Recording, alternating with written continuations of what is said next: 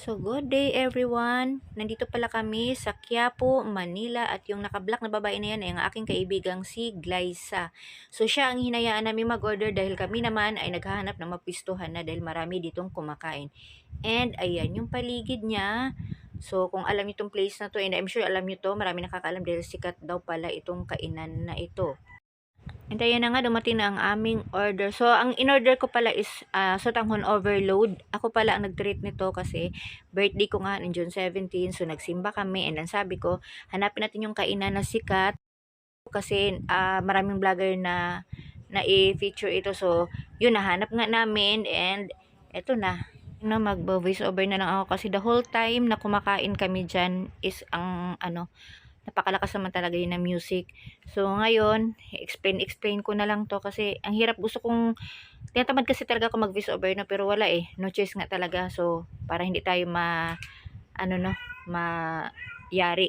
Pero ang dinidinig nyo naman ay yung pangyaw-ngiyaw ng aking mga pusa. So, dahil gising na sila. Ang pangalan pala ng kinain namin ay the famous sotanghon ni Aling Rosa o Nanay Rosa. Ano ba yun? Basta ganun pagkaano ko. So, mamaya kasi may picture naman yan dyan. So, ito pala ang mga laman ng aming aming in-order. Ayan siya, may mga laman. Parang sabi natin na may laman daw ng baka siya nalasahan. And, hindi ko alam, baboy ba yung iba. And yun yung itlog. And, yan, yung order niya is 100 pesos, overload na yan. So, para sa akin, sulit na sulit dahil malaki siya. Hindi ko nga yan naubos And kaya lang naman talaga, tinan mo, lapot na lapot kasi sobrang init. So, ito yung unang tikim. Hindi na ba ito unang tikim?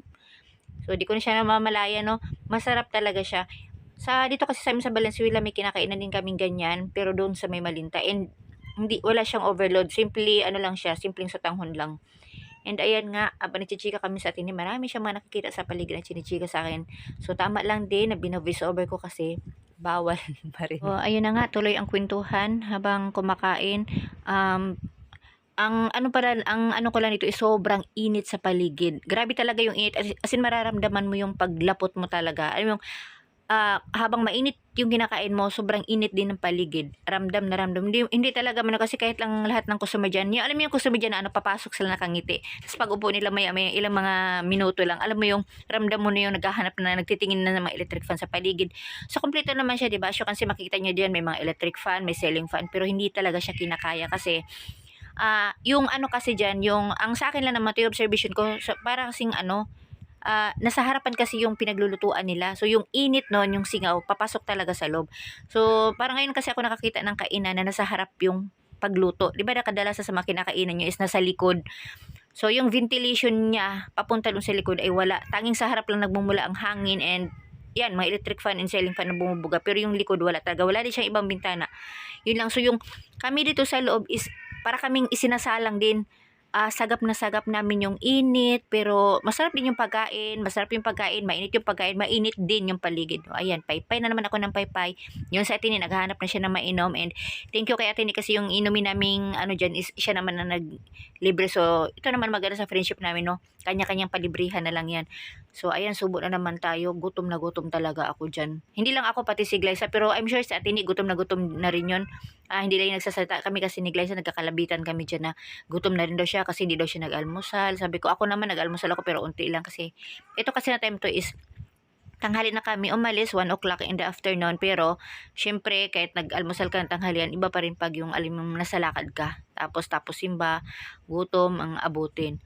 So, ayan, masarap talaga siya ha. Hindi to ichus-ichus kasi hirap mag-ichus-ichus dahil marami namang pupunta dyan para makakain. Para sa akin, pasadong-pasado siya, masarap siya, and overload na yung in-order namin para, masubukan natin kung ano talaga yung mga laman-laman niya, no? Ramdam natin yung kinakain talaga natin na masarap. Yung kumpleto siya. Meron naman din siyang hindi doon overload, 70 pesos ba yun? Nakalimutan ko. Pero sana mahagip ito na video ko, no? Yung kasi mamaya paglabas namin, or sa second video ko, baka mahagip ko doon yung mga price nila. And hindi lang yan sotanghon talaga ang ino-offer nila ha. May nakita ko doong mga sausage, ang bango. Gusto ko sanang bumili kaso lang sobrang init na lang talaga and minamadali na namin to dahil ang pakay lang naman namin dito ay magsusutanghon kami pang sa gutom. And itong time pala na to, no, umuulan yan. Pero yung init niya, hinihigop pa loob. Umuulan, ano siya, yung alam mo yung aambon, mawawala, uulan, aambon, mawawala. So, ganyan yan. And, ayan. Ayan yung kaibigan ko yan, si Glyza. May ano to siya, may kanin siya na sinangag. Yung kanin na ano, may mga green peas. So, ayun pala ang tubig. Thank you, Ate Ni. Kasi yung tubig na yun, wala isang inuman na talaga. Sa sobrang uhaw namin. So, ayun yung pagkain na Glyza. Yun yung kanin niya. And yung kanin niya, hindi ko alam kung magkano ang price niyan. Basta ito yung, ang yan lang naman ang naano ko na sutangon is yun, 100 pesos. So, ayan, si Ate Ni, kita nyo na, naglalapot na siya hanggang braso na, naglalabasan na ang kanyang mga mantika, charot, ang kanyang pawis.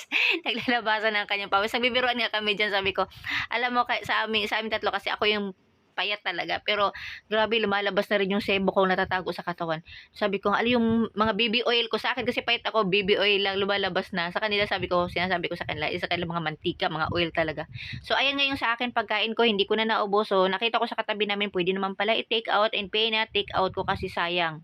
Ayan, marami pang laman yan dahil yung laman, hindi ko siya masyado nakain dahil higop lang iko ng higop ng sabaw. And huwag niyo pala kalimutan mag-subscribe. Salamat sa panonood. Sana nag-enjoy din kayo kahit pasensya na kayo sa busis ko. And thank you. Sana pagpalain tayong lahat. And